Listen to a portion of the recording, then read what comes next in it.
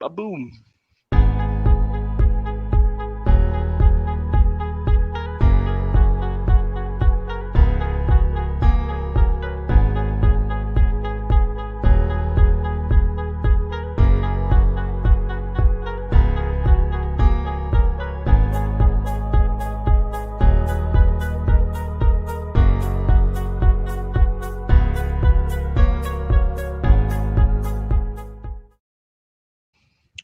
What up, Boom! fellas?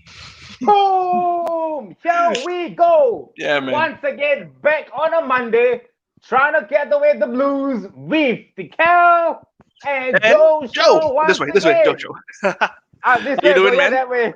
How you I'm doing? doing good, bro. How are you doing? You gotta. Let's not talk about Chelsea again this week. Let's carry on the conversation. Yeah. And let's not talk about United this week as well. I think we had enough of banters, enough of I don't know, hatred coming on with it. So tonight is nothing about all this United or even Arsenal. Nothing. Kel, Yep. you want to tell the people tonight what Yeah. are we getting at? Fantastic. Tonight it's all about the blue side of Merseyside, the blue half of Merseyside. Yeah. We're going to talk about Everton. Yep. Yeah. Top of the table right now. 3 wins out of 3, 9 points. Superstar signing. Hell of impressive manager they have. Oh, yep. Young English talent up front. What more could you ask for from a club? Right? Yeah, bro. So tonight, let's hear from the Evertonians, the toffees. Let's Yes. see what they have to say. Are they going to be bullish about the season? Are they going to play safe?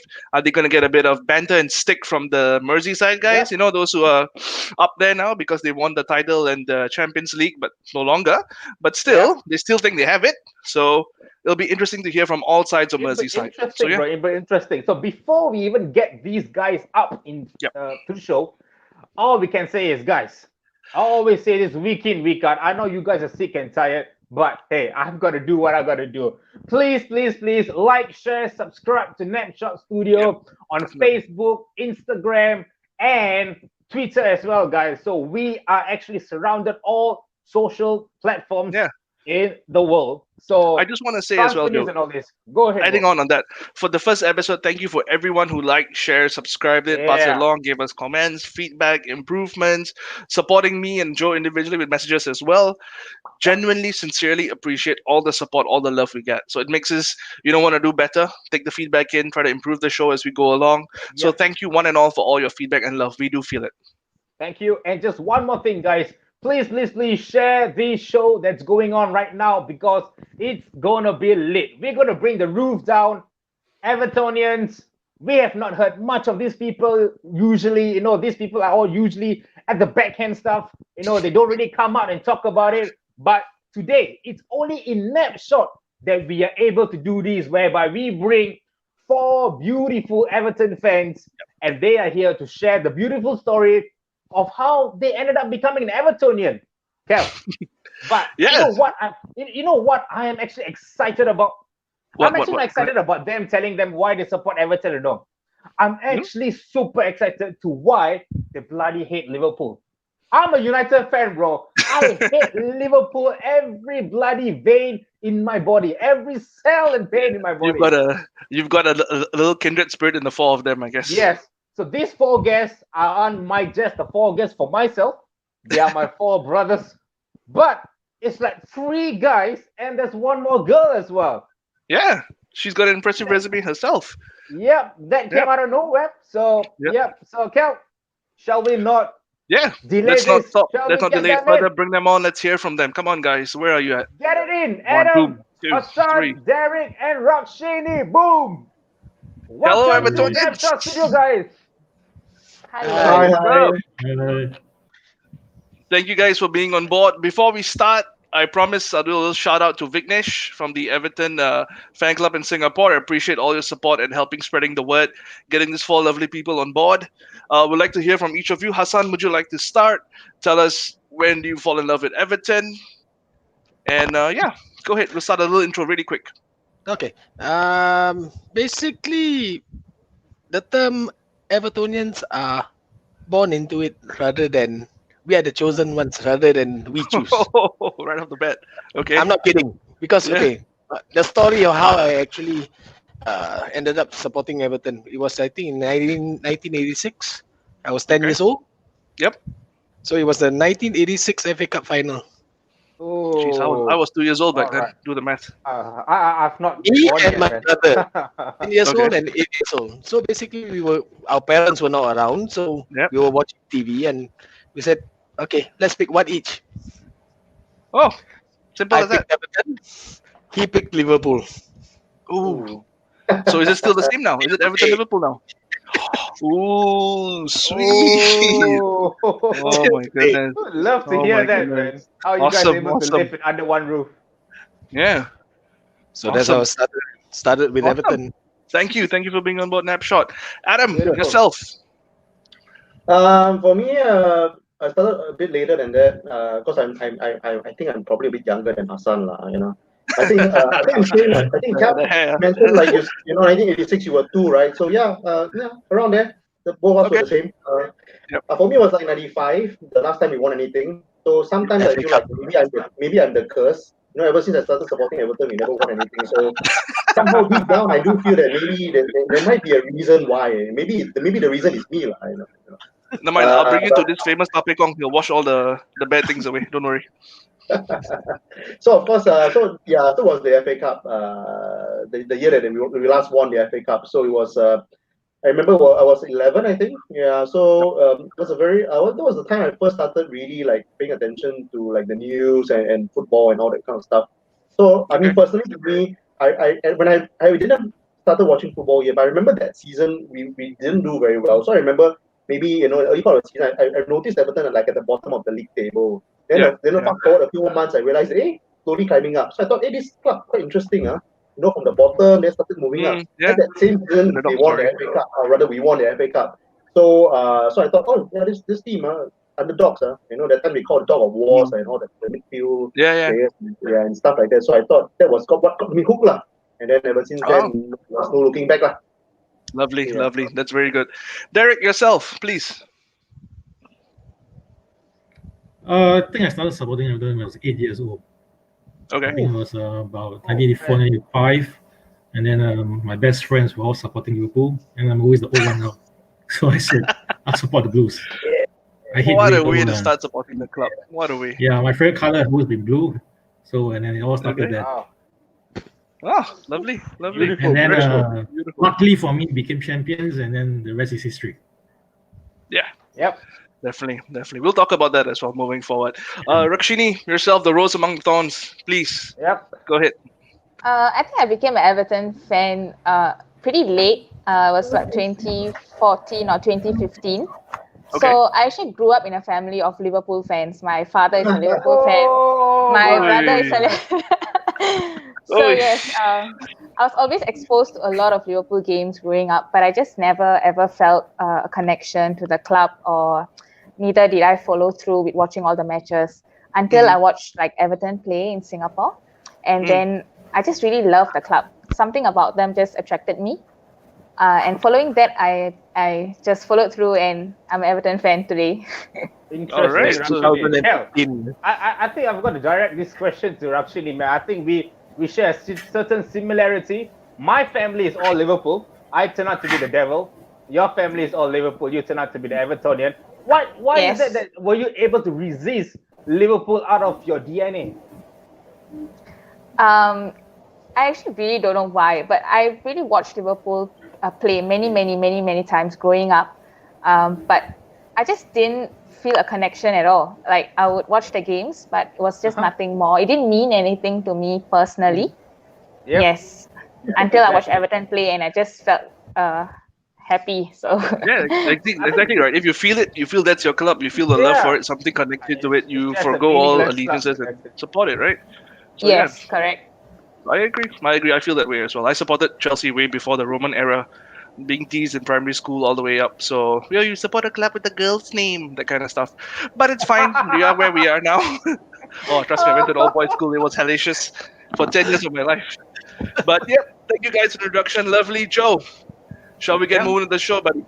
Let's get on with the first agenda, bro. What a start to the season, bro. Even United did not get that start. Even Chelsea did not get that start, bro. Yeah. We have got to give credit where is due. Everton, 5 games on the trot. Kel, if I were to take up these stats, I took out in the internet from here. Yep. The last day, I think the loss was, I can't remember one thing. I don't want to talk about the last time they lost. They started off with Spurs. I mean, let's go probably just touch on the certain games where we felt that they might have actually lost last season. So, first up, Kel, let's give it up. Everton and Spurs. How did they even manage to win that? Well, Hassan, what do you think? I think Spurs. I'm a Chelsea fan, so I better keep my opinions about Spurs to myself. Or I will be here all night. If you look at the game objectively, Spurs were not at their best for one. Yep. Right. As you can see, Son, even Harry Kane, they were not clicking together at the time. But again, Everton had a very well controlled game. Everything kind of clicked. Yep. And that's exactly why it was only 1-0. Yeah, and I agree. The first win, but even like recently watching the Crystal Palace game, even you all labored to get that win with the VAR decision for yourself going through, and Crystal Palace handball, the whole VAR issue is another conversation on its own. But just like, the way that Everton just kind of fought their way through the win, which you don't see previously, I would dare say. Like, I know they were lethargic, they were tired at the end, but still there was that organization, there was that willingness to hold on to the point. So, your thoughts on that, guys? Adam, anything you want to say about that game? Because that game kind of defined the spirit. For the game go ahead. against Palace, yeah, of course. Then, like what they say, a hallmark of a good team is not playing well and still winning, right? So I suppose, Exactly. that bodes well for the rest of the season, I guess. Not really just being able to like win comfortably, but scrape your way through and battle your way through, and even after conceding, I think some of the players did say after the game that even after conceding, they didn't feel that they would go on to not win the game. So there was this confidence there, and I suppose this confidence is definitely down to the manager and the team, and of course the good start to the season. So momentum is a very important thing in sports, I suppose. So it's a good start, and we're looking forward to this momentum building on as we approach the Merseyside derby in a few games' I think it's time. interesting. I mean, it's well said, man, Adam. Kel, Derek, I just want to pose this question to you, Derek. Adam said it's a good start. I think as a guy who's outside of Everton, I think this is one of the best starts ever since 1938. I think I've never seen Everton play such beautiful football. I've never seen Everton actually winning 3 games in a row at the start of the season. So with all this coming into terms, and you guys are also trying to adapt to this, how did you actually felt like waking up today, knowing that you guys actually won 5 games on the trot? That's a good question, because I can't remember the last time I like watched 5 games on the, even though it's 3 a.m. So I three has changed the whole team, has galvanized the team from being just hard workers and a bunch of has-beens to thinking that they can play football. So it's quite funny actually. Yeah, right, that's man. fine. And Rakshini, I just to pose a question to you. When you saw the fixture list for the Premier League, the first 3 games, would you ever thought, okay, it's going to be 3 wins, or do you think, oh crap, Spurs at first, we're going to struggle, Palace, we might struggle, get a point, or do you really go the hopes based on everything that's happened so far in Everton? Do you had a hope that maybe we'll get 3 on the bounce? What do you think? To be honest, for the first game, when I saw the fixtures and I knew they were going against Spurs, Spurs is a strong club. And I was really scared because given Everton's performance last season wasn't the best. So, of course, when we started off this season, you will have a little bit of fear. But they did really well. And then following that, they did extremely well. And it just gave the fans a lot of confidence also that we were going to see more wins coming along. Yeah, definitely. Definitely based on that. Based on the performance as well, do you think the team it's a whole different performance? Have you seen a different change from the first 3 performance compared to the last 3 performance of the season? Has there been a change in that for you all, from what you're seeing? Yes, definitely. Definitely. There's a lot of changes, a lot more confident players. Yeah. To me, looking at the whole team rather than just individual players, there's balance. Finally, Yep. there's balance. Okay. Our previous seasons, we always had how to say deficiencies around the pitch. For Yep. last season, I think it was the midfield, and that was identified quite clearly. The Yeah. season before that, it was actually the defense. Okay. So you can see the gradual progression from what we didn't have to the current team, which is actually very well balanced. True. I agree. True. I mean, It looks that way as well well. said. Well said, Hassan. But we will keep that midfield trio to the later part. But first up, let's hit the comment section, guys. I think lots of them are fiery in. Hey Jude, Merseyside Blue. For the four of you, all, just want to say, Hey Jude is actually a Liverpool fan. So yep, literally arose among the thorns. Hey Rakshini. Instead. Someone's got a fan. Oh, Mark Hosake, first question. Without European involvement this season, do you Everton fans think you can mount a title challenge with a fully fit squad? Ooh, I think this definitely needs a question to an answer Adam? for this. Let's go with Adam. Adam, what do you think? Well, as I said, being Everton supporters, we kind of a bit realistic about things. But of course, Leicester did show us that we believe in the impossible, and like what I mentioned earlier with momentum. Sometimes things it just gives the players the additional 10-20% that they might not have if we're not doing well. So momentum is a really important thing, and yes, without European involvement this season, I'm sure we will be much more fresher than of course the other teams. Okay. Even Leicester, our those that are kind of like be just below the top six, Leicester, Wolves. Leicester has European commitments this season. Spurs most likely would have European commitments as well, and of course Arsenal as well. So it's probably just us and Wolves that we don't have. Both teams don't have European commitments, and I think these two teams, might do well. But of course, Wolves yesterday surprisingly lost 4-0 to West Ham. Yep. I never imagined that would happen. So it's been a bit strange start to the season, I suppose. Which is a good thing for us, I suppose. Given that we won 3 in a trot. So and our traditional kind of like our rivals have not been doing that. Those immediate rivals have not been doing so. Chelsea, Man U, yeah. Oh, we're in the same league now. Man U, Chelsea, we're in the same league. But of course, Leicester's doing very well. I'm being Leicester's very doing neutral. well, That's so- smiling. No worries. Leicester's doing Nothing, well. nothing. So and they really posted an impressive result last night against Man City. So it's a bit too early to say whether we can mount a challenge. I guess maybe another maybe when we're about 15-20 games through the season, that will be a much clearer picture. Now it's of course way too early, but it's a good start nonetheless. Fair enough. Let's take the next one.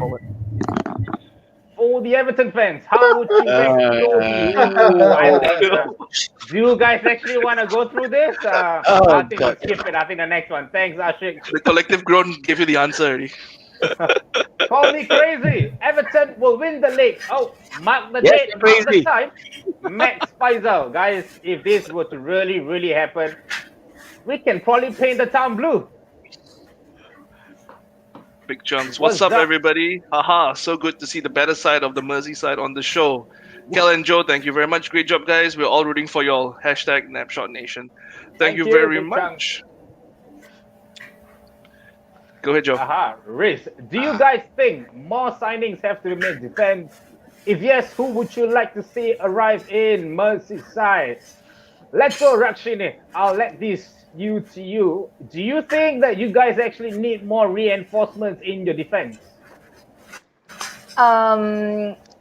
Honestly, yes. I feel that we could do better in the defense. Because right now in the defense, we have like Coleman, who is actually doing pretty well this season also. But the other defenders like Yerry Mina, like his previous game at Crystal Palace was also not to the best. So for me, I feel that if Everton wants to do better next season, or maybe with time, I think that they should probably get better defenders. And also, I know Alright. you've got two of your centre backs are injured as well, if I'm not mistaken. Holgate and Brother. Oh, You're two yes. centre backs, right? So Yeah. Currently, we only have two senior central defenders. So Michael basically, Holgate will be out for at least 6 weeks, while I think Braithwaite is about a month. So we are pretty short right now, actually. Yep. So yeah, definitely like to see. Who All do I right, like let's to go. see? Yeah. Mohammad for Fardusi, who do you think Everton should stick with Pickford throughout the season? Now that's Oh. another bone of contention. We'll have a conversation down the road. Derek, what do you think? Do you think you should keep with Pickford, or who else do you have as a backup choice that you guys think could deputize for Actually, I him? mean, Pickford reminds me of Bruce Gobbler because What a comparison! he's amazing with certain shots we didn't expect a keeper to save, Yeah, Reflex, but yes. some easy shots he lets in and makes mistakes. yeah. So So before you I guys go mean, dive personally, I into prefer. younger kids go and Google who is Bruce Gobbler, and you'll be down a rabbit hole that's awesome. You'll have fun. Carry on, Derek. Go ahead. Personally, I prefer goalkeepers who are stable, make Okay. saves that they're expected to make, and I mean, if the saves are too hard to make, then we don't expect them to make the saves anyway. So yeah, I kind of think that maybe if we have the finances, we should get a more stable goalkeeper. Hassan, Adam, Right. what do y'all think? Chip in your thoughts, please. Pickford has shown that he's quite emotional. Okay. He says that he's actually quite affected by the crowd around him. Of course, now there is no crowd. Mm. But then again, Let's not go outside, there, bro. outside when he's out and about, he has gotten into fights even. Mm. Right, so that kind of shows his character in the sense that maybe he's still a bit too young for that. Okay. I mean, typically, I think- goalkeepers are actually quite mature Yeah. at a mature end, so they get that stability. But he's still considered quite a young goalkeeper to be fair. But he's an England goalkeeper. I mean, Yeah. Hassan, it's an English thing, Hassan, where players like to fight outside. I mean, it's a no-brainer. It's a no-brainer. At least, Yeah. they have a keeper in Pickford. I've got Kepa. The Kepa has a different story altogether. Let's not start there, guys. I mean, we're gonna go long tonight. Let's see the next one. This Mayor, is the last one. Mayor. So Mayor is a Liverpool fan, die hard. So do you guys think that the signings are done for Everton? I believe Don Carlo will bring Everton to European competitions, so a 4th to 6th place. Adam, I see you nodding your head there with this comment. What do you think? Yeah, like I think what we mentioned, like what you guys focused on, we definitely would need at least a centre back coming in to cover the two. And like what Rakini said, Yari Mina didn't have a good game against Crystal Palace. He is susceptible sometimes to a bit lapse of concentration. So I believe we do need to get a centre back, but I think we are trying to get one on loan and an experienced centre back on loan, which is the right thing to do because we have two young centre backs, Holgate and Brightwood, that are injured, but they have a great future ahead of them. So no point blocking them with a permanent signing of a good centre back in that sense. So someone with a bit of preferably Premier League experience. If not, then at least I think we're linked to players like Toledo or something like that. You know, from Barcelona. You know, a centre back that can help to relieve the pressure on Keane and Mina. So definitely, I think at least between now and the end of the transfer window, I would expect at least one more signing in central defense. Anything up beyond that would be a bonus, I would suppose. I think we are linked to a few players. I think I saw papers today were linked to Malik. I think Napoli, the striker. Because I think there were rumors of Moise Kean going back to Juventus. So a swap for another striker, if Kean leaving is true, would make a lot of sense. So yeah, definitely we would expect one, but if there were more, it'll be a bonus. Yeah. Yeah, fantastic. I think very well said by all these four people, man. I mean, beautiful fans.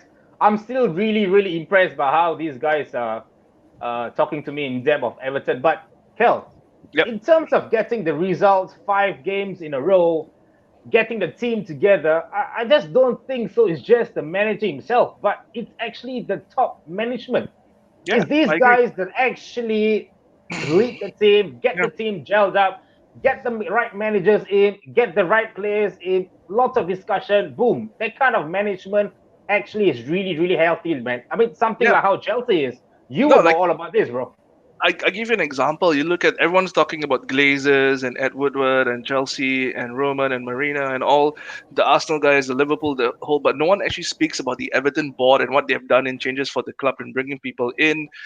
So yeah, let's just go deeper into that and just like have your thoughts as well on what do you guys think about the Everton board as well, Stahan. Yeah, so let's go with that. Thoughts on the owner himself. I think let's go with Hassan. Fahad Moshiri. Okay, Fahad Moshiri. In direct Wait, comparison to our, can I just before anyone start? Are you guys on board with him, or do you all think he is not the full thing, the final commitment to your club yet? oh, that's a bit Guys, hard to say. guys, come on. I'd rather you guys stick with that than the Glazers. Come on. Okay, Fahad Moshiri is basically not an Evertonian, to Okay. be very frank. He's an Arsenal fan. Anwari might be regretting this. He really hoped that he could be there. So you have to compare him directly to our previous chairman, who's Bill Canwright, who is Yep. a lifelong Evertonian, but he doesn't have the money, Sure. right? Sure. Because previously he bought it over from Peter Johnson, who was something like Mike Ashley. Yep. Then couldn't pump in the funds to actually bring our club up. But Fahad Moshiri is a businessman. Fair enough. So in the end, all considerations is to the business. But But that's what I thought.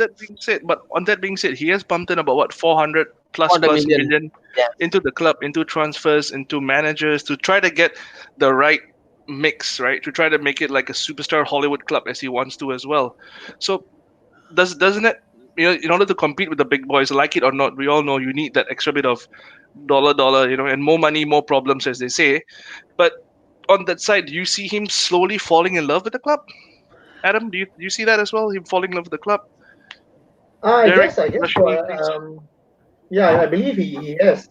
I don't think he would spend 400 million just like that without kind of expecting some sort of results in that sense. And of course, he's also pumping in money for a new stadium, which is crucial for long-term development. Yes. But of course, having said that, prior to this season, I really think that the money that he's been spending has really kind of gone down the drain. Look at some of the amounts that we paid for players. Ridiculous. Someone just now mentioned Iwobi, right? Yep. He cost almost 40 million. Yes. 40 million pounds, for Iwobi. Sometimes I feel that, we really could do much better. It's not really about how much money you spend, but how you spend the money that really counts. Correct. At the end of the day, right? So of course it helps I mean, to have deep pockets. Adam, Yeah, I'm yeah. sorry, I'm going to cut you for a moment, Adam. At the end of the day, it's an Arsenal player. I mean, what do you expect? We can't expect anything.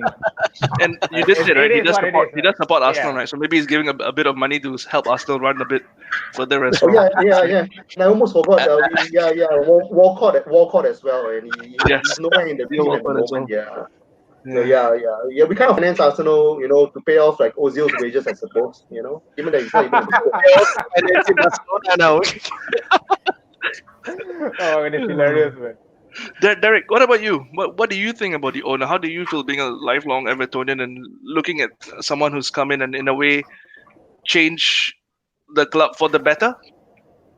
Yeah, I think. I mean, today's modern football, we need money, no matter which club.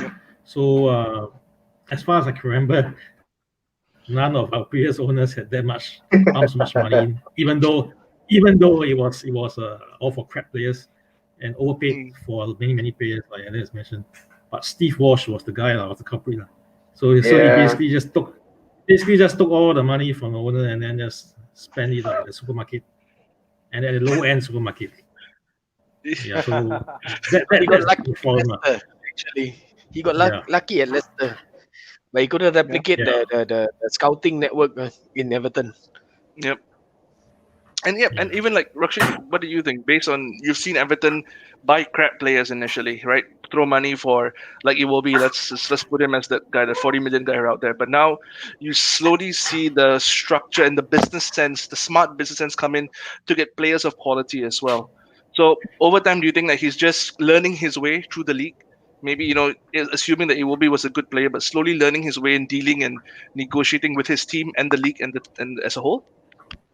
Yeah, I think definitely this is a group effort more than the players, more than the manager. It comes from the top as well. And I think in that sense, he is willing to give in and cooperate with like Ancelotti, for example, and trust the process a little bit more. So economically speaking, yes, he is capable of pumping in lots of money into the club to make us, financially better. So I think in that sense, it is going in the right direction. Yep. Yeah, and also I think speaking of the board as well. I mean, even you got to look at it as a whole. He's gone through different managers. He's gone through chop and chain of managers, which means he is expecting success. He is expecting some kind of returns, right? When you go and find all the love to go and tout and show your affection to Silva, only for him to come and get dismissed pretty quickly as well. Now, do you see that he's slowly starting to build this with Ancelotti and building that Evertonian dream together with Ancelotti? I see it happening, yes, because you can when the relationship up there is good, definitely will reflect down on the team. Hmm. So it may all be for the better. Okay, fair enough, fair enough. And what are your thoughts on the director of football, Michael Brands? What has he brought to the Ooh. club that was missing Kel, previously? Kel, I think before we even get the comments in, Oh, director of football, Kel, how would I love to have a director of football in my club? I don't think so. don't you have it? I don't think so. I don't know if I have it. I doubt so, though, Ron. I mean, even if I have it, I think it's pretty shit, man. But the thing is, to have a proper director of football that knows football and Yep. not just is there for the sake of business.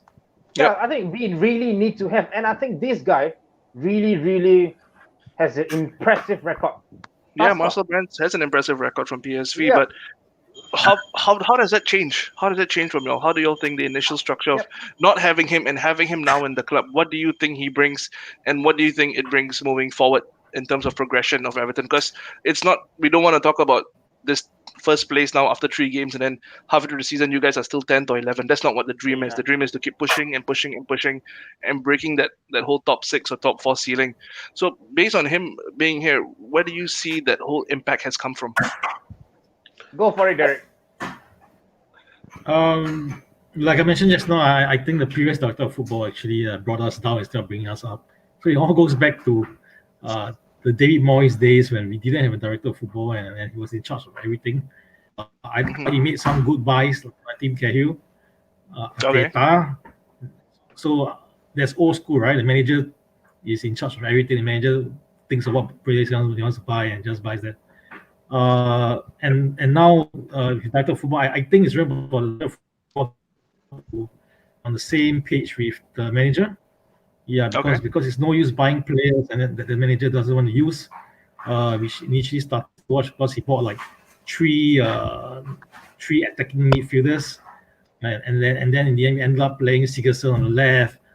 Rooney was wasted and stuff. So I think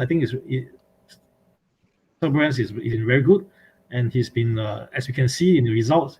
I think he's working well in the team. Yeah, and Hassan, please, I think you're ready to chip in with your comments. Please go ahead. Yeah, I think okay. For a start, the director of football role, I mean, in the Premier League, I think Chelsea started that. They were the first one with the director of football.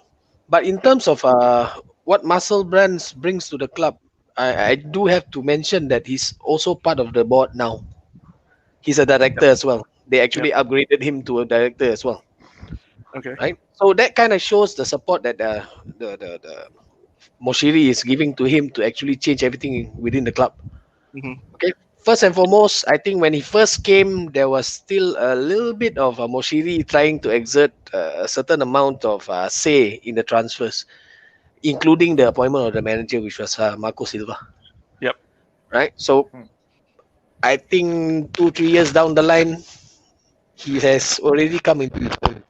So that means he's able to actually make his own decisions on which players he wants, and his philosophy is actually to get them young rather than ready-made. But for this season, I think it's a special one because I think everybody agrees we needed something that is actually ready-made to plug the hole within the team.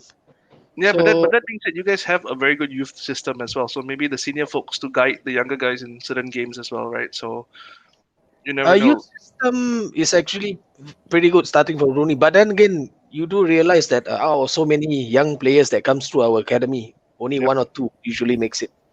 True. Yep. True. Rooney was a blaze, bro. Whew. Oh. Speaking of that. My favorite is still Tom Davis. The Man City game, my favorite. That's why like this guy is good. Adam, just give me quick thoughts on what you think the director of football has brought to your team, and where do you see his influence sparking further and his alignment with Ancelotti as well?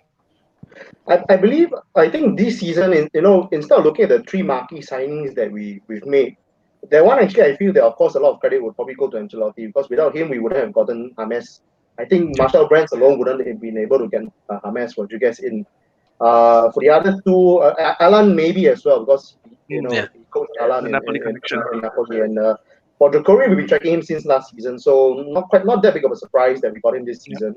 Watford didn't want to sign him last season because after the saga we had with Richarlison and of course Marco Silva, so understandably they didn't want to sell him to us last season, so we finally got him this season, which is good. Mm. I believe this season, I think the player that is under the radar, which I think the credit will have to go to Brands, would be our young French left back, Niles Lukonku. I can't really pronounce his name. Yeah, because he's been really impressive. He was expected to come in and go into the under 23, but he has shown in the two games he has played, and he came in for free after his contract expired Yep. at Marseille. And that really shows that this guy knows what he's doing. He is at the same time is able to spend. At the same time, he is looking out for young players that can fit the team. So yeah, I think he's definitely much more promising than our previous director of football, which I think we mentioned enough about him already. And so it's looking good. Him, Yeah. the trinity between Moshiri, him, Marshall Brands, and Ancelotti seems to be working very well right now. And Yeah, they're hopefully building for they'll the continue future in to that do sense. It feels that. that way. Anyway, before we go to the comments, Joe, before the comments, give me a pause second. Those of you wondering why Hassan and Adam are wearing those gray jerseys, could you guys explain what this jersey is and what it means as a whole? Yeah, this is actually the Everton Supporters Club official club our official T-shirt. Yeah, and I just got this like today off the press from our 2 days ago. chairman Colin. Yeah. So because of our new sponsorship with Hummel, so we decided to get a new Hummel T-shirt as well. Because the last one that we had, Nice. I think was already in 5-6 years, at least maybe 10 years or 10 years old already. So it's time to get a new one, and the response was very good. And I think they're now doing the second round of collection of orders for the new this club, this Everton Supporters Club T-shirt. So yeah, that's why I think me and Hassan we telepathy. Today we decided we must show off this one instead of our Everton jersey, which is too common. Everyone has Everton jersey, so not everyone will have this. So yeah. Beauty, man. I mean, it's really nice. I can't take my eyes off it though. It's really, really nice. It's real. Yeah, so All right, let's man, let's Kel, go ahead, let's hit Joe. let's Let's hit go to the comment comments. Let's see section, what man. what people are saying. Ooh, Lee Lee Alexander. Alexander. As Evertonians in Singapore, do you consider Liverpool as your deadliest and most hated rivals? Okay, I know This some is of you have interesting. siblings, parents who are Liverpool supporters, so tread very, very carefully on this. Rakshini, I'll start with you. There's definitely our rivalry. When you say Everton, our rivals are definitely Liverpool. There's no doubt about that. So, as an Evertonian in Singapore, yes, I do consider Everton as our biggest rivals.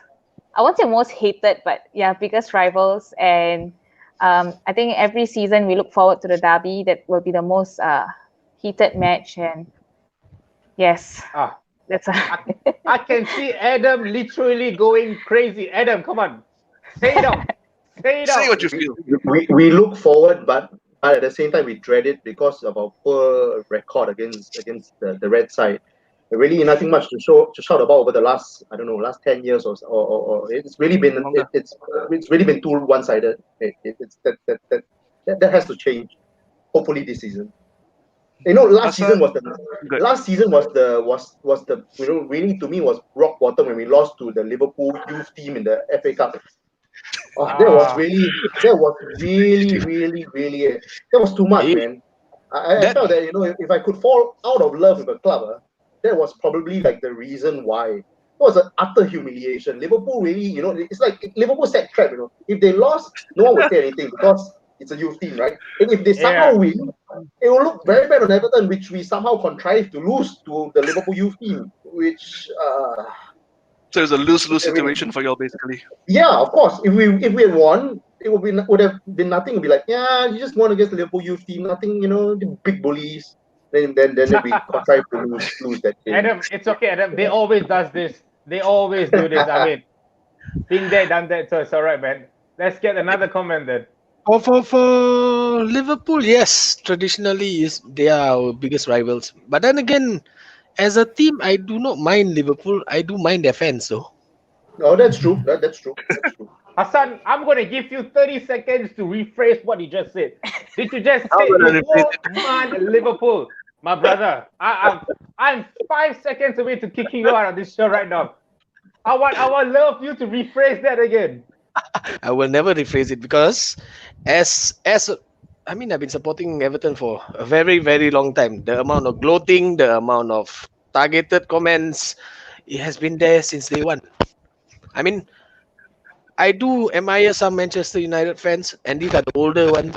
Those guys are actually fans of football. Yep, There's a difference between being a fan of football and just being an ass. definitely. Yeah, especially on social media. Especially no, not even social media, right to the face. Oh, tell me about it, man. Right to the face. What is Ziggy's best playing position? Attacking Mickey Cool. His best playing position is on the bench. Oh my At God. the moment. Derek, Ow. would you want to comment on this, Derek? I think Nicky will know what's his best position. Yeah, but in my opinion, He said trap once. Sigerson, he can only play AM. Yeah, that's about it. Number 10. Anywhere else, and he's crap. Yeah, the number 10. Number 10. That's all. Wait, Yeah. do you all know this That's all. this Mickey guy? Do you all know him? Yeah, Yeah. Yeah. Yeah. He's He part just- He's being tricky with you guys, I guess. Yeah. Yeah. That's our knowledge. Luis Santino, only one game for me every season. This record of beating Poole at Anfield in a league game must end. This is the longest unbeaten record. Whew. If I'm Well, not really wrong, 21 years pouring since the heart out. our last win at Anfield, 1999. Yep, Yeah. yep. I think that was the 21. last time you guys actually managed to do that as well. But At Anfield. let's see. Yeah, and I'm not mistaken, I think the game's only 2 weeks away. I mean, after international on the after 2-3 Brighton. weeks also, right? Yeah. Mm. So wait, Oh, so yep. 17, I think it's 17th of October, if I'm not wrong. Yep. Yeah, it's Ah. Brighton, Liverpool, then the international break. So Yeah. honestly, really quickly, when you'll go into this game, do you think there is a chance, or is like straight away just like, we're gonna lose it, or at one point is a massive victory? Is it how do you guys approach it the previous years? Previous Before I years, think Liverpool became this team that's finally molded in Klopp's vision. Prior Yeah. to that, how did you all take this game? 1 point is a good result, or must get 3 at the end of the day? I mean, they are our Yeah. rival 3. But then Yeah. again, it's a false hope. Every time, false dawn. Hey, if you don't buy the ticket, you don't win the lottery, right? So you never Yeah. know. We keep on buying and we never win. I think it always comes up like the hype is really built up to the highest level, and when the game starts, it's like, oh boy, here we go again, back to square one. No, we did have quite a few teams that actually Yeah, were on par with the Liverpool team. Yep, But yep. right when the whistle starts, and that's it. They all go everything just goes off. Yeah. And even you got silly mistakes at the end with the David Origi's goal as well, when Pickford did a fumble into Oh his net. yeah. You know, these kind of things go against you as well, right? So My heart And even- actually just dropped there, right there. trust me, when it comes to goalkeepers and fumbling, I understand how you feel 110%. God. Kepa. Sorry. I think we're not beaten Liverpool for such a long time that I've forgotten what's the feeling of beating them already. But there was once I was there at Goodison Yep. for the derby, and I think in the first 20 minutes, Jack Rodwell got sent off for Oh, Jack penalty. Rodwell. Jack James Rodwell. Yeah. So I always think that the referees and linesmen all hate us. Secret Oh scousers, my actually. God. Yeah. Somehow they Look- just hate us wearing blue. No worries. This season it might change because of this man. Joe, can we bring up this man that might change the Bring game it for up you guys? himself. The Don The himself, Don Carlo himself. Ancelotti. Ah, Yes, the people's look at the eyebrow. eyebrow. Look at that. Even the Rock can do it that long. Look at that. Look at that. It's all suave in his blue shirt, jacket, blazer, eyebrow. Can you guys do that for me?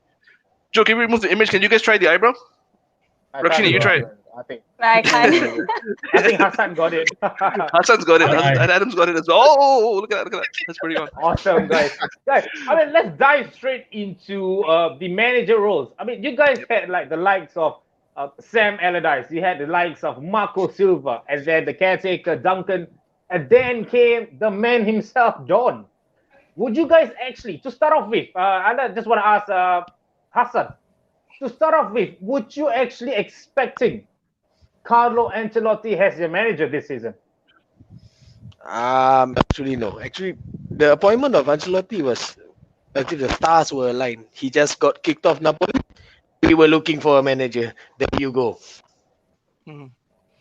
Mhm. And Fair the enough. feeling of having someone like Ancelotti being linked to Everton, I mean, you got to go from Allardyce to Ancelotti is a massive step up. I'll be honest, and as a Chelsea fan, he did wonderful with Chelsea. And even Yeah, though he got sacked after losing to, ironically, Everton Yeah. 1-0, he's back at the club that got him the sack.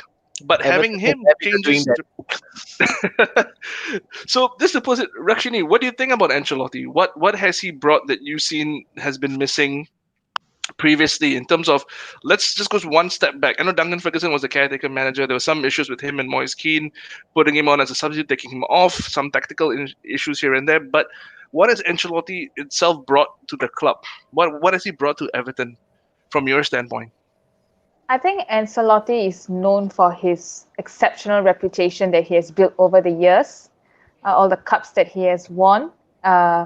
And to have that kind of a talented manager at our club, it definitely has brought a lot of confidence to the players. So I think the players trust the manager more. And Ancelotti actually is known for getting on the ground and, really working with the players' strengths and weaknesses, each one of them. So I think that really makes a difference. And he's actually very tactical. His man management skills are just beyond words sometimes. So I think that works well with Everton. So far, it has shown the results. I think everyone would have seen. So I think he's going to do better. It's going to get better from here. Yeah, and just to hit on that part, because previously you guys did have a world-class manager, a superstar manager in the way in terms of Ronald Koeman, right? Yep. So if you bring in Koeman, okay, that sounds a bit irky right there. If you bring in this screaming Dutchman over here, and what has been the difference in the team from Koeman? What has he brought to the team, or the status, or the star players to Ancelotti? What has been that thing that actually Ancelotti has that Koeman doesn't for now, as it seems, Derek? Common came with a good reputation. He's won champions with Ajax and all that, but I think he lost the plot like after the second season. Yeah. So the first season he did very well, and then I think again it was a disagreement with Steve Waugh, and he didn't get the players he wanted, and he was forced to play players out of position. So in a way, that was his downfall. Yeah. Yeah, but I'm just hitting on that because I feel Ancelotti has that somewhat of a similar issue initially. He didn't have the players he want for last season, but he got you a respectable finish in the league as well, right? So, where do you see him going further? Where does that what is it that magic X thing that Ancelotti has that has been missing previously? I think, Derek. Yeah. Go ahead. Feel free, chip in. Everyone can go ahead. Go ahead, Derek. Start first. I think he's the first world class manager we had in many years. So he has won everything that the manager needs to win. So that's number one, and he's a proven player manager. So he's very good at managing even the biggest stars, Real Madrid, my meaning, that previous managers didn't have that kind of experience. They were all unproven.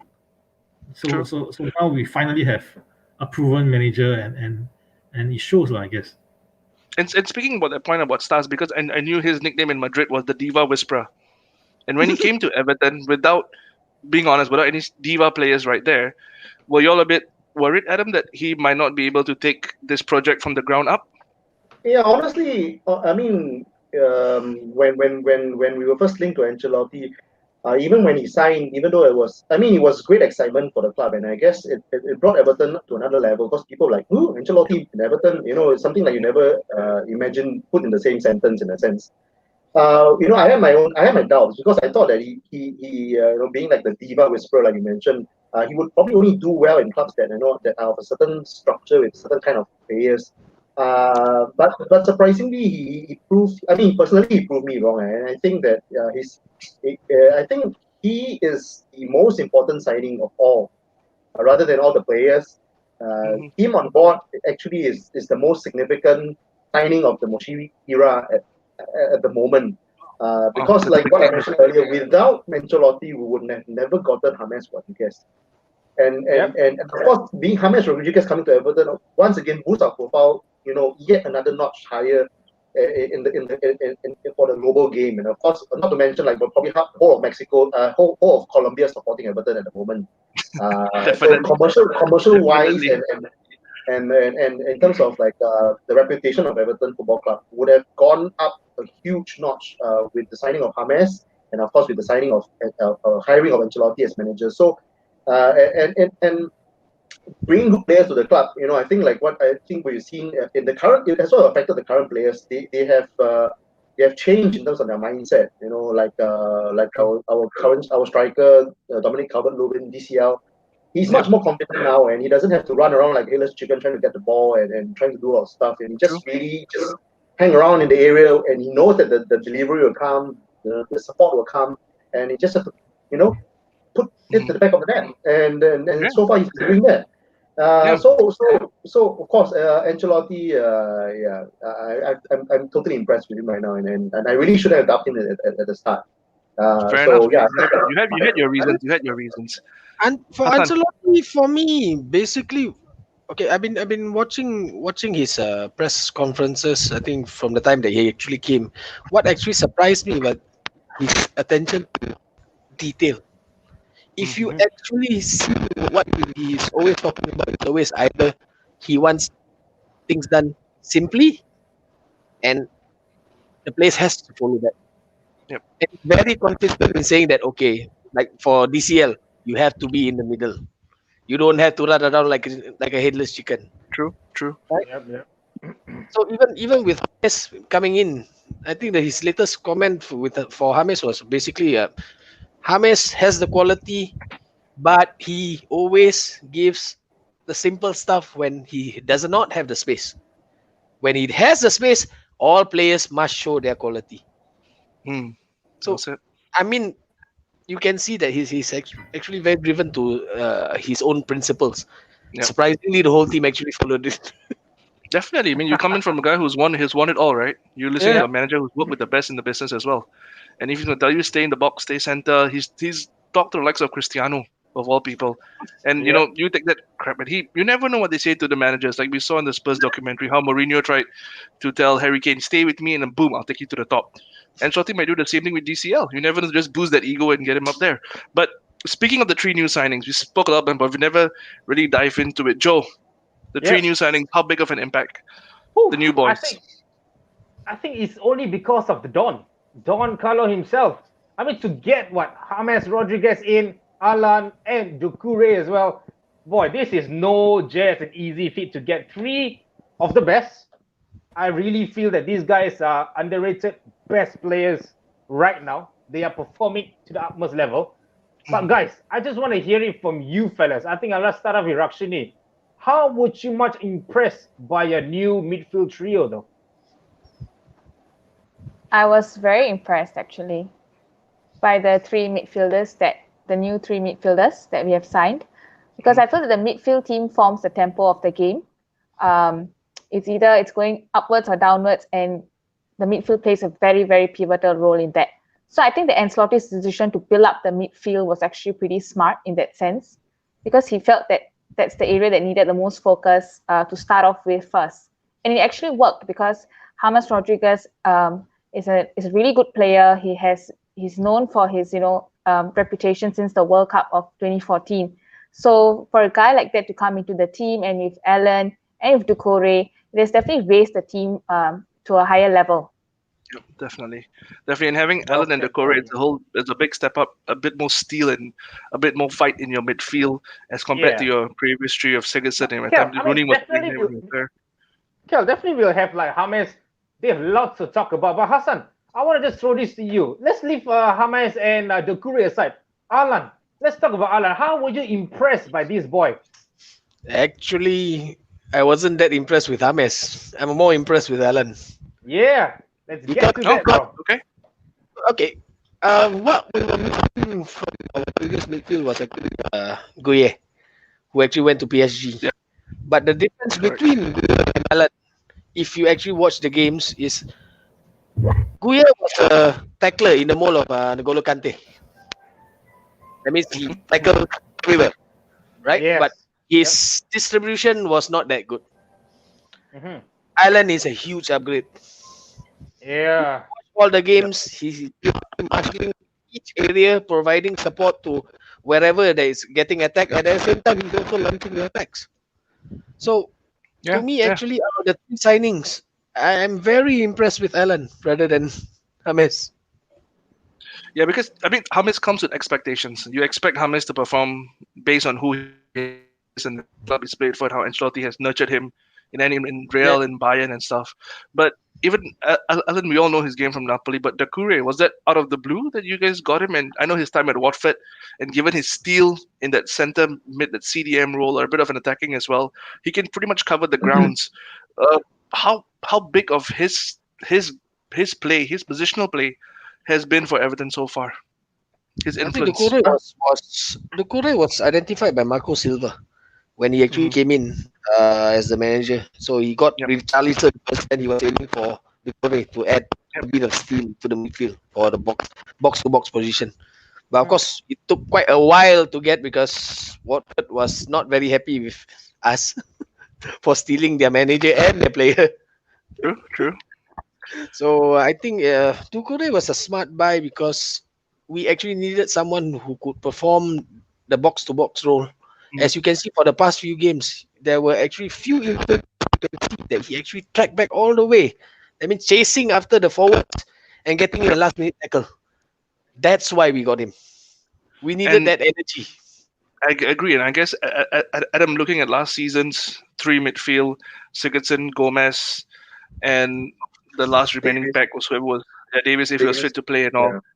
And how has this tree changed that? Because you still have that flair player in James and Sigurdsson. I know you can't compare. It's really a massive upgrade from Sigurdsson. But the Kure and Allen and James, this trio versus the trio you had previously, how big of the changes do you see happening in that midfield? Do you see it's more organized, it's more tactical? Definitely, of course, it's a huge, massive, massive, massive upgrade. And I think Drukori might actually prove to be the really inspired signing out of the three because he has experience in the Premier League. So he and he's really a proven talent in the Premier League. And he can bring probably based on his last few seasons at least maybe up to 10 goals a season from his position in midfield.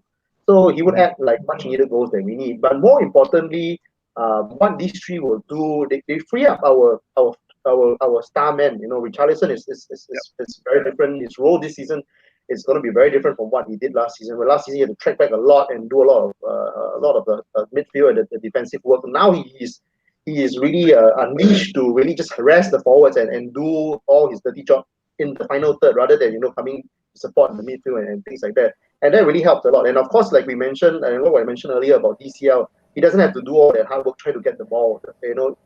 With these three, we can provide him with the service. He just has to really stick in the box and I think he would go on to score 20 goals a season. And actually, Ancelotti is expecting both him and Richarlison to score 20 each this season, Mm, which yep. would be Definitely. amazing if the two of them can Definitely. combine for 40 goals. And, we have like 15, 20 goals for midfield, which would mean he's scoring at least 60, 70 goals this season, which would at least bring us to at least the European places for sure. Definitely. I think and really it really bodes well if they continue their form and and touch wood they don't get injured and yeah it's actually really looking very positive this Yeah, season. Yeah. and just to touch on that James point, because I know Ancelotti made a comment where he expects James. I mean, he expects his front of DCL and Richarlison to score 20 odd goals with James providing the assist. He said if he's on form, there shouldn't be an issue why the front two shouldn't be scoring 20 or odd more goals a season. In terms of having James, it's a massive statement for Everton. It's a massive superstar signing for Everton.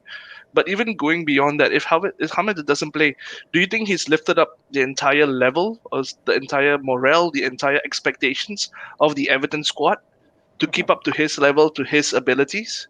Do you think, Derek? What do you think? Do you think that having James is not only just changing the game on the field, but off the field in training as well? Do you expect him to have such an influence or such a say that the other players step up who have been not been showing their true form, but the likes of Davis or even Sigurdsson to step up and fight for their place, therefore putting better performances for Everton? Yeah, I think I'm a firm believer of that. And I think I'm a firm believer of the fact that when you play better players, your game has to is naturally raised to the level, and you try to play to that level with better players. Yeah, so yeah, definitely that's the case. Yeah, and even looking at his confidence, I mean, 3 appearances, 1 goals, a couple of assists here and there. It's a really good start for someone coming from a whole different league where you were cast away to come to the Premier League in Everton and play the first game Spurs and the other Crystal Palace and all, and to get that momentum building. Do you see James having a massive say end of the game, injury free, the whole season? Do you see him really being the most pivotal point in that attacking trio? I think the current team definitely yes. I mean, I think in like 20 years maybe or more, I've not seen a player with such a good first touch and such vision. It's like you can see it. You can see a pass and he can put a true pass through any defense, which is quite incredible.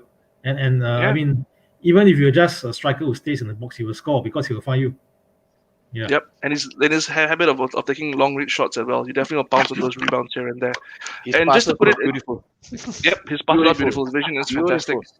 So if I were to ask you guys 2 years ago, yes or no, do you think James would come to Everton, Hassan? Nope. Nope. Hell Adam? no. Nope. No. Okay, hell no. So you Hell see, no. you got to understand your club. It's progressing. It's moving forward. It's awesome. Like you love this because if Everton goes up higher, there's more competition. And every club has to perform better and keep up to the standard as well. Joe, what are the people saying? Ooh, let's get it in, man. It's getting in hot.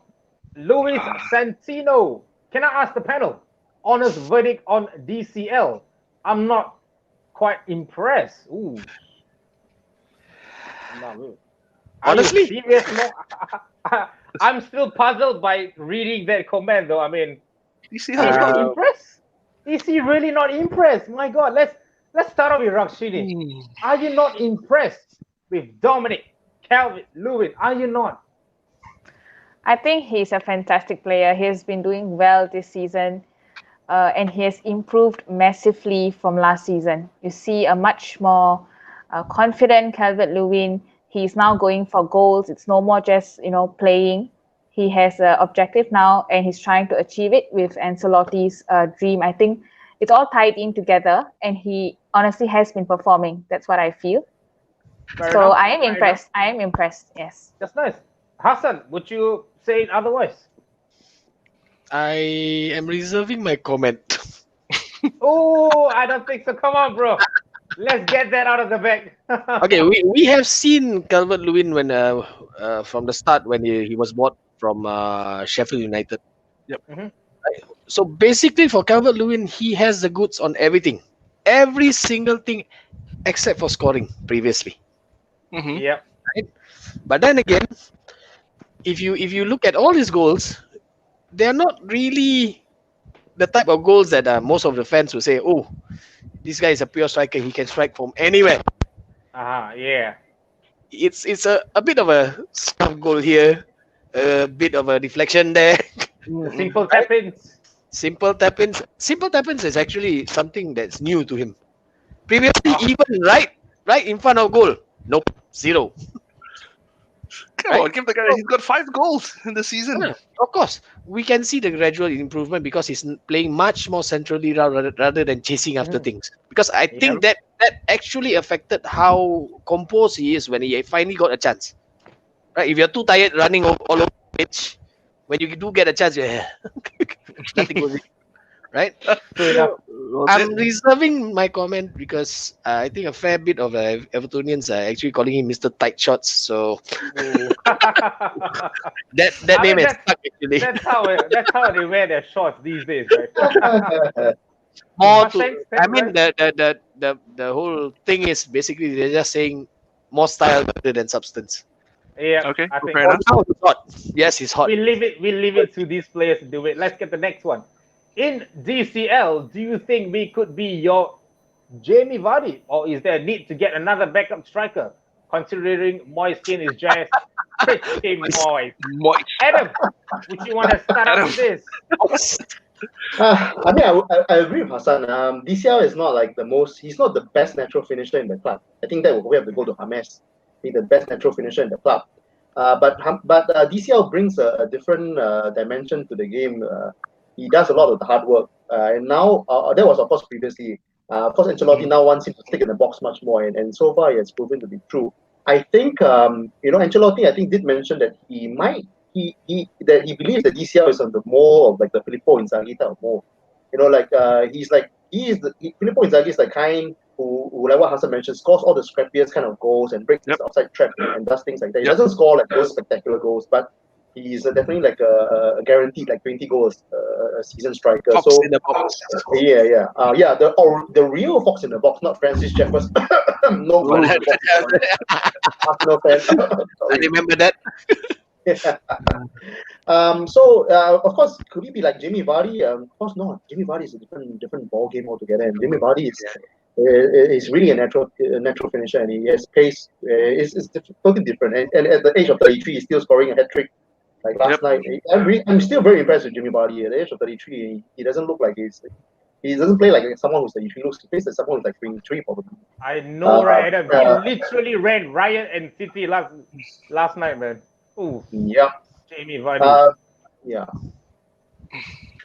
Fair How did enough. Carlo Ancelotti from Mickey Koo? How did Carlo actually beef up mental resilience of Everton's players? Ooh, yeah, okay. Derek. I think this is one thing we really need to touch. Yep.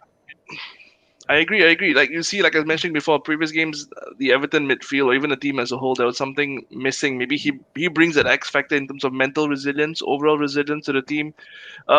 Derek, you obviously can you share your thoughts on this? Where do you think, is this a right comment or is this just based on what we've seen so far only?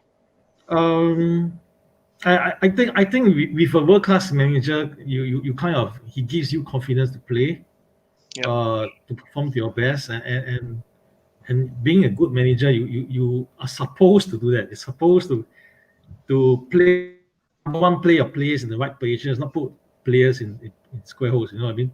Like Exactly. our players managers, some of them play our players out of position, and that doesn't give you confidence at all. So I think the number one manager Consulti has kind of played the right players in the right positions, and by winning games, everybody gains confidence. Yeah, Correct. quite simple. I agree. Well said.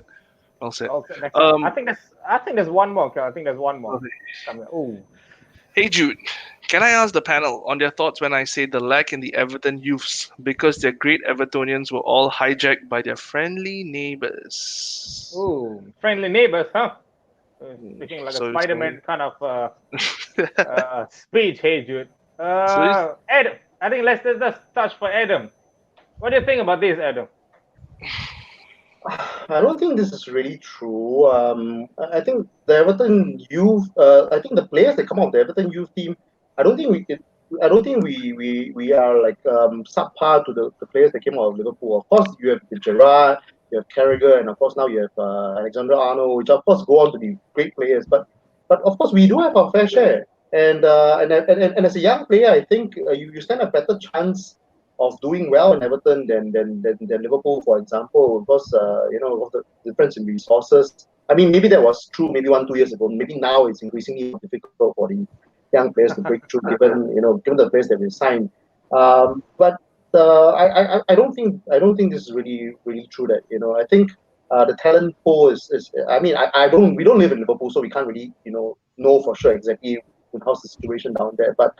But I think Everton's renowned to have a very good youth system. We've won like the Youth FA Cup a couple of times, won the youth leagues, and under 23 leagues as well.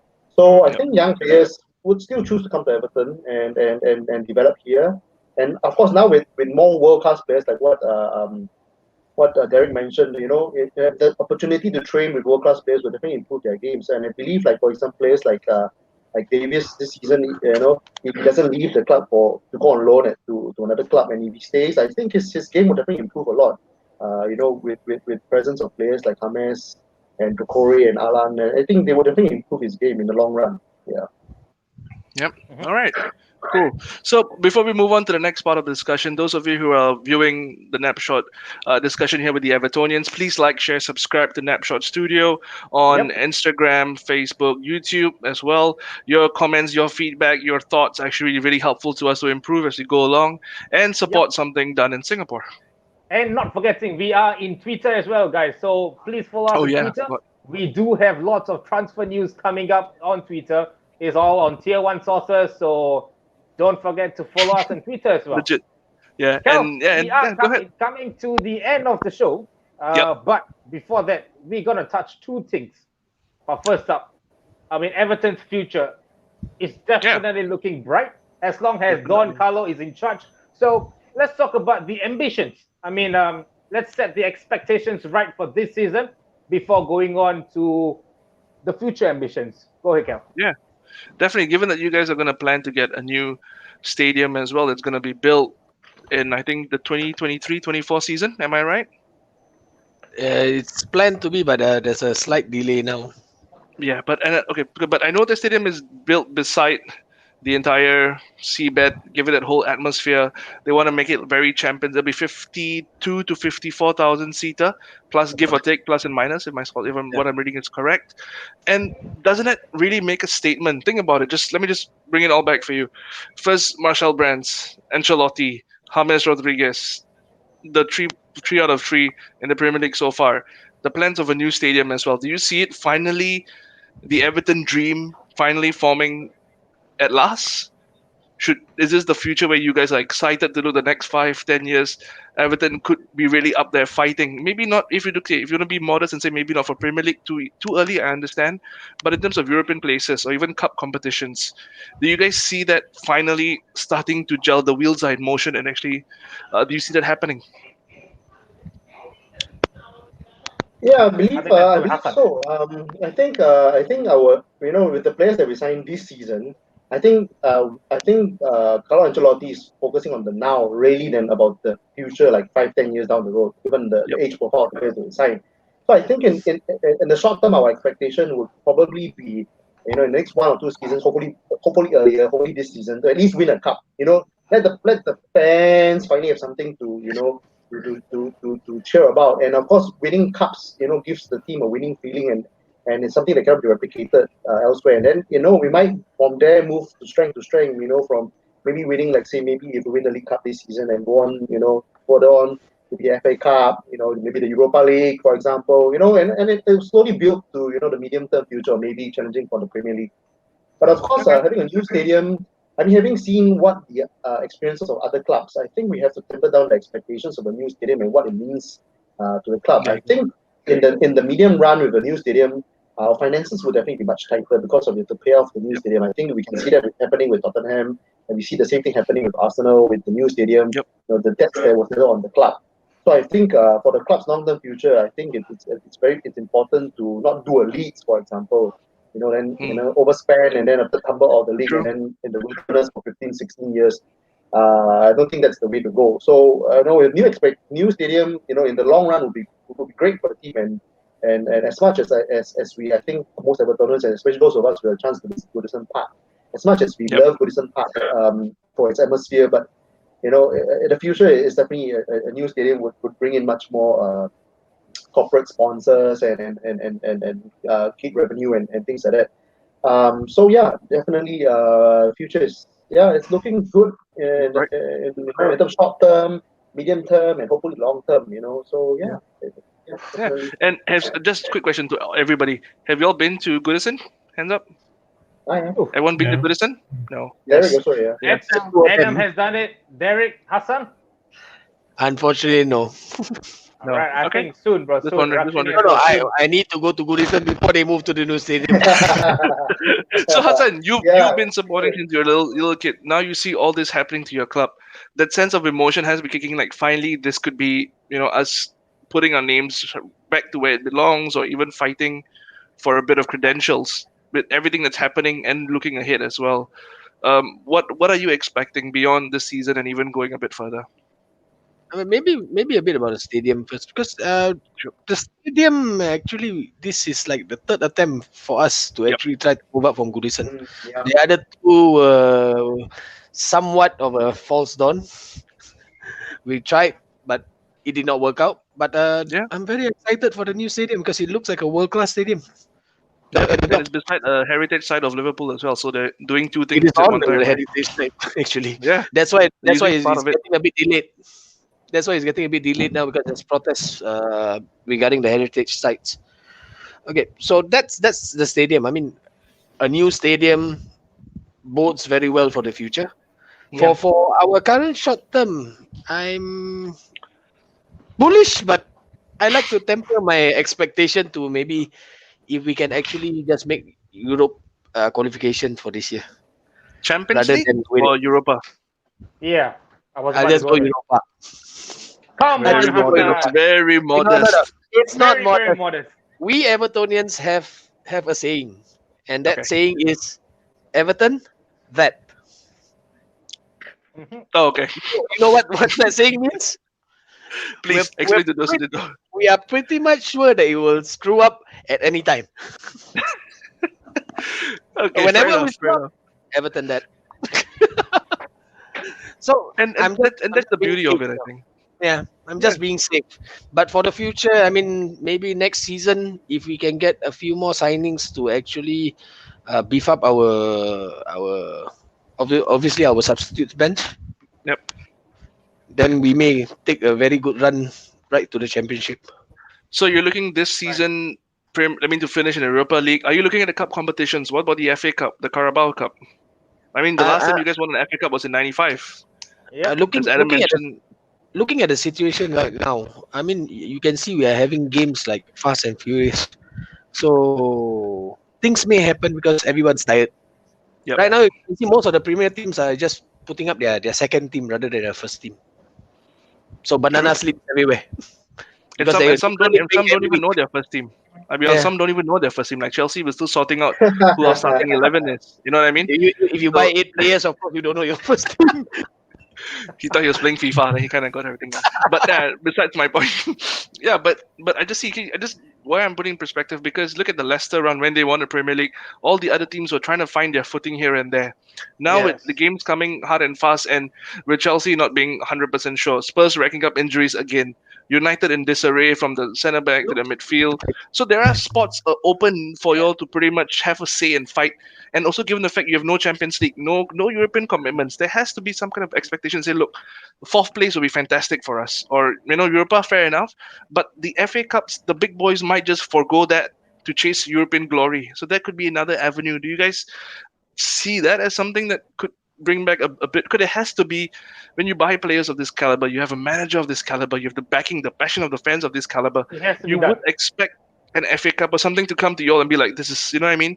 To put a statement across to the other side of the red half of Liverpool, that is. I mean, Kel, it's either you go hard or you go home, man. Derek, what do Yeah. you say? I, Go for it, Derek. I mean, I agree with Hassan in the sense that we haven't won anything for so many years, and our expectations are always quite realistic. We don't, unlike the red side, we don't think we're going to win the champion every year.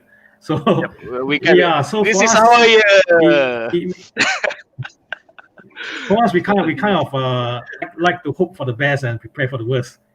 So I think realistically, we are about 3 to 4 key players away from like really challenging for top 4. We need a centre back, a right winger, a striker, at least, and maybe even a new keeper. So yeah, I think if you can get in top 4, it'll be really, really good this year. Okay.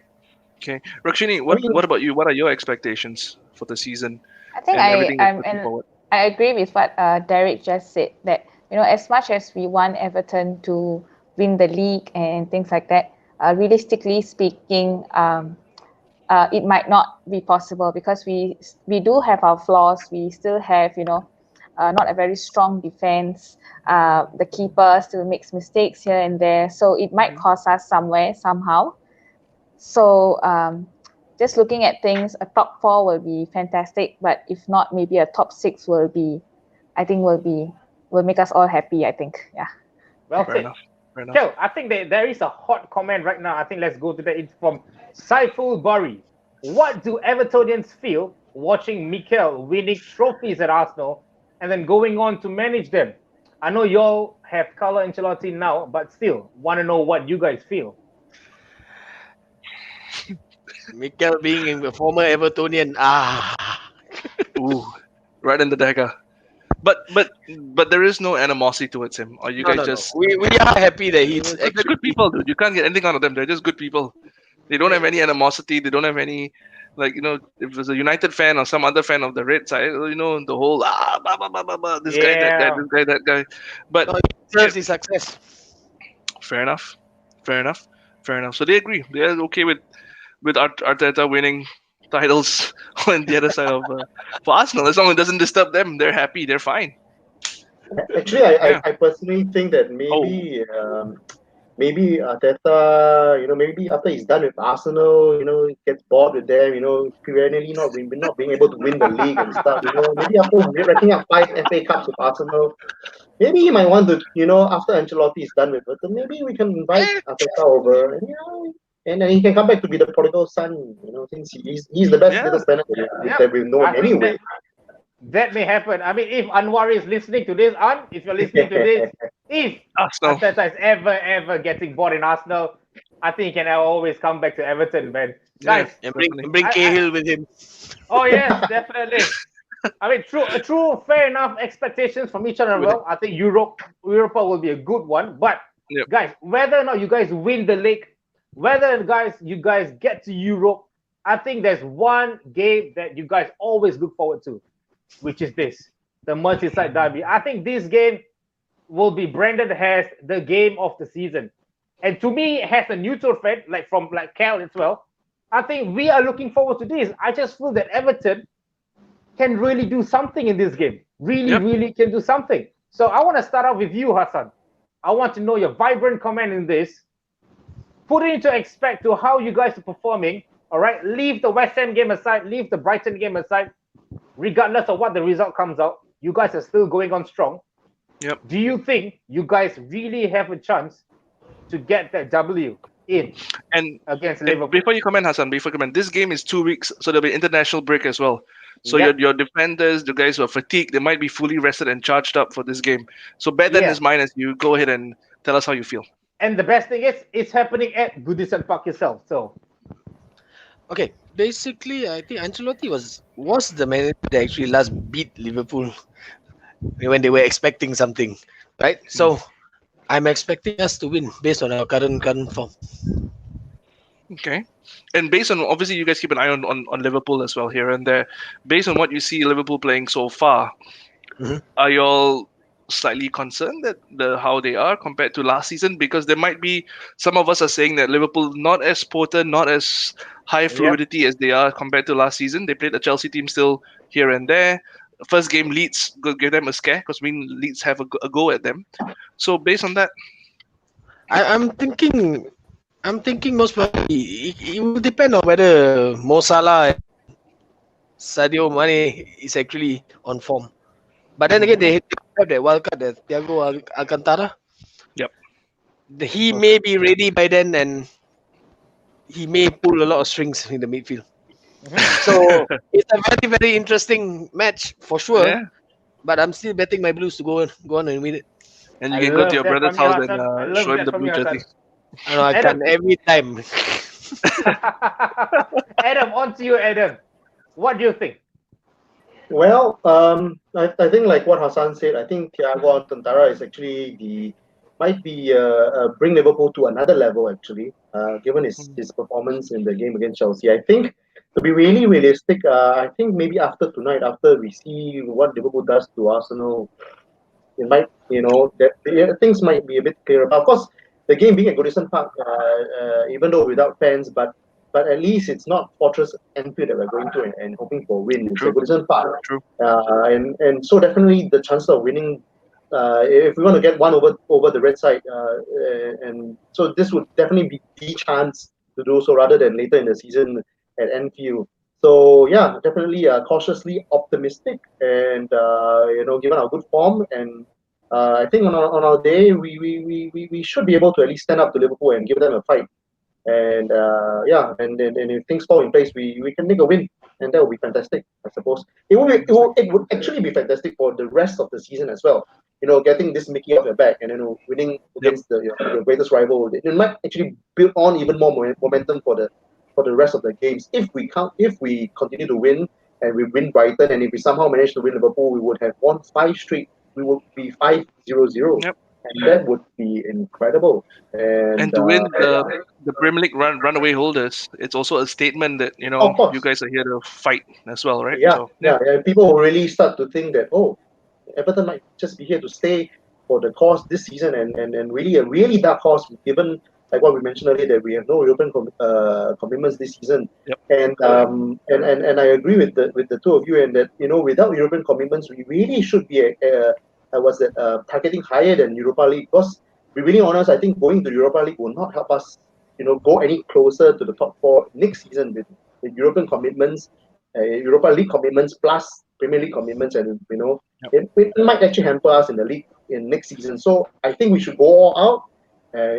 My best prediction this season would be to win either the League Cup or the FA Cup, and secure a top four finish for in the league. That would be a fantastic season for us. yeah, definitely. Rakshini, you live in a household full of, we mentioned this and mentioned this again now. Your dad's a Liverpool supporter. Just to ask you, when Liverpool wins, how does he celebrate? Does he like rub it in your face, or is he very sly? Because brothers will come and brothers will keep showing you the jersey and point at this and put it outside your door, some kind of nonsense. But father's a bit more different, I would assume. How is your dad like when Liverpool beats Everton? My dad is actually, he's really nice. He really respects that I love the blue side of Liverpool. He doesn't rub it in my face. When I watch Everton games, he joins me sometimes, and basically he just supports my passion. But like you said, my brother, he does all those he does all of those things. So that part gets a bit heated. But other than that, it's all good. All right, fantastic. And what are your thoughts of the derby? Do you expect Everton to put up a fight, nick a 1-0, 2-1, that kind of thing? Are you looking for a draw? What are your thoughts? I'm positive that with this team, maybe this would be our season that we will win Liverpool after a very, very long run. Yep. So fingers crossed. It's the game that they have to give their everything. So I think we are all hoping for the same, that this might be the time. Okay. Well said. I mean, Kel, just give me a minute. Raptini, I just want to ask you one thing. Would you go screaming, running wildly if Everton were to score? Probably yes. Please do take a video and send it to take a snapshot in that and do it, man. We would love to see that. I'd love to see your reactions. Derek, what about yourself? What's the expectations for this game? I'm always very realistic. I personally, I think even today, Liverpool is stronger than Everton in every single position. So I think the only way we can beat them is by having more urgency in the team and every player winning their own battle. Mm-hmm. Yep, go ahead, Derek. Don't worry. Yeah, go ahead, Derek. Oh, we might have lost him there for a bit. I think we might have lost him. It's okay, no worries. But I think at the end of the day, the expectations for Merseyside Derby is to get the W. Definitely is to win it. I think you guys do have a very, very strong and impressive squad. But guys, before we wrap this up, I think there's one last comment, and I think this comment is pretty much interesting. Kel, you want to take this? So Evertonians from Lee Alexander again. Lee Evertonians expecting any more incomings before the window closes next Monday? Because I think we all did mention defense is an issue right now. Centre backs, maybe a goalkeeper, striker. What is your club saying in the transfer window? Where do you all see them buying another one or two more right now? I think more important than buying players, we really need to get rid of players. I Okay. think Ancelotti mentioned that the squad is way too big. I believe we have 31 first team One. players, which is way Yep. too big. And I think if we can get rid of the deadwood in the club, I think that would free up a lot of space and wages as well. Yep. And yeah, I think like I mentioned earlier, I am expecting at least one centre back to come in on loan, and Okay. then anything else would really think depends on who we getting. If we manage to shift players, then we might be able to bring one or two players in. If we unfortunately unable to shift any of the Deadwood, then I don't think we'll bring anyone in. I think the squad is just too big. Yeah. Yeah. Fair enough. Fair enough. Hassan, Rakshini, do you see guys purchasing anyone? Yes, I think they were in negotiations with Barcelona for Todibo. That's the Oh yeah. Yes. Yes. but that is because we can't get the guy from Chelsea. Tomori. So it's two No, we're things: not selling Tomori. hedging bets. Yeah, I'm But not selling. I don't I think so. will. I Chelsea's will ever gonna personally go sell on Tomori. Lampard's social media platform and hound him and say, "You do not sell Tomori." I prefer Zuma. Yeah, he's good at Everton. Oh, Crap he's at Chelsea. good. Zuma, Yeah. underrated player. But I think at the same time also we are getting a Swedish young player, a 16-year-old. Yep. So that one would most probably go into our under 18s. But apart from that, no. Just about these two. Unless, like my good friend just said, we managed to get rid a few of the players, and free up the wages. We may have a surprise signing, a Ooh, right a right winger would most probably be it.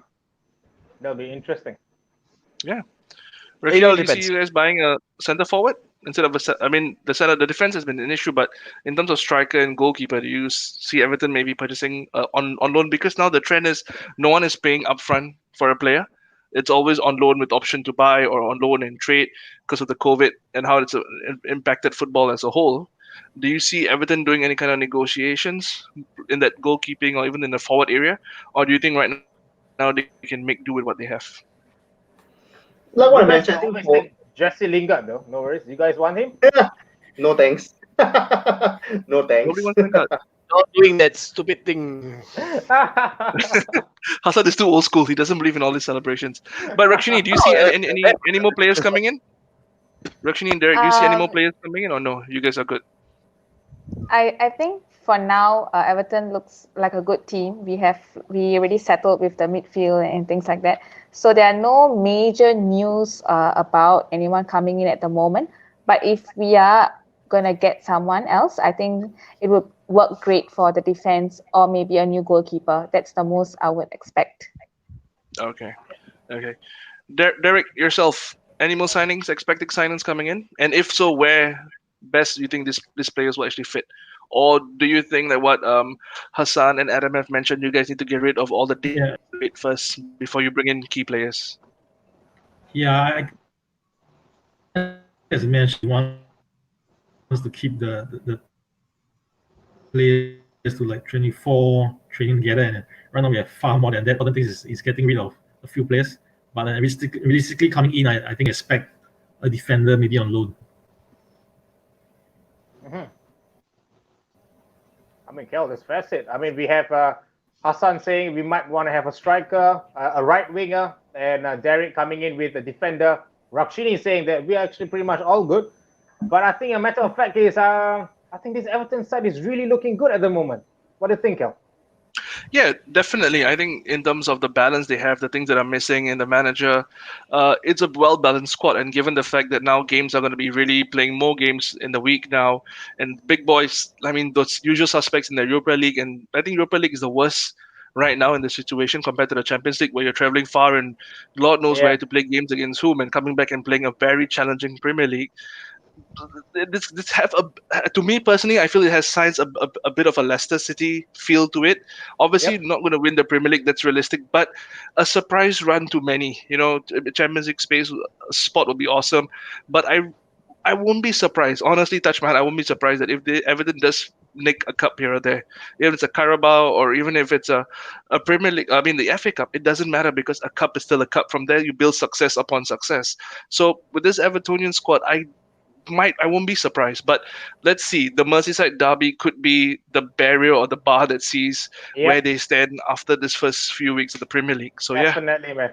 I mean, Kel, what a show we had today with the yep, Evertonians. I mean, beautiful people, guys. Thank you so much from the bottom of our hearts for sharing what Everton is really like. It's always been an honor to have you guys on the show, and yep. I really, really hope that you guys get the W against Liverpool. Yeah. I hate Liverpool to the core. You guys still are okay with that, but I really hope that you guys get the win. With that said, guys, it's a huge thank you to Everton in Singapore and to all the people also watching. Thank you guys so much for watching this. And don't forget, guys, this Thursday, we are back again. The big focus, 9 p.m. We will be focusing on the weekend's game. And definitely, we will definitely touch on Liverpool and Arsenal. So, And the I mayor's don't know score how. prediction of Man City and Leicester as well. Yeah, How he got that, so or completely the definitely. opposite. Guys, Yes, before a we wrap huge. up, thank you for Yep. everything. Thank you for the support. I forgot to mention this. If you have a fellow Evertonian who's supporting now, he or she doesn't know where to start, where can they find you? What is the name Yes, of your correct. Facebook or your Instagram? Yeah, Where can they find you guys? You just search for the Singapore Everton Supporters Club on Facebook. Yeah, and you'll find us. Singapore Everton Supporters Club. Yeah. So Singapore Everton Supporters for Club. Everton. All Yep. right. I think, so guys, for those who don't know which club to support, you guys are still fresh. You guys still deciding. Log on to your Facebook, type Singapore Everton, look for Hassan, Adam, Rakshini, or Derek. These four people will lead you to support a very beautiful Merseyside of the Blue. And guys, I mean, come on, it's Everton. Yeah. It's one I of the mean, if you beautiful like the clubs. underdog story, if you like, I mean, Chelsea was the underdog story now with the not the underdog story anymore. But if you want the last remaining underdog story, I feel left in the Premier League that can put you with history and all, yeah, that's a great way to start. You never know, bro. Kel, mark my words. If they go on to win West Ham, Brighton, and Liverpool, what time is it? It's 10:37 on 28th September 2020. Here we go. Everton will be the champions of 2021. With that We're said, gonna guys, timestamp and keep that in. it's a wrap from Joel and Kel. It's the Joe and Kel show. Wrap it up. Thank you, guys, Yeah, you and thank guys. you, Evertonians. Thank you, guys. Take care. Good night. All right. Thank you. Good night. Thank you. Good night.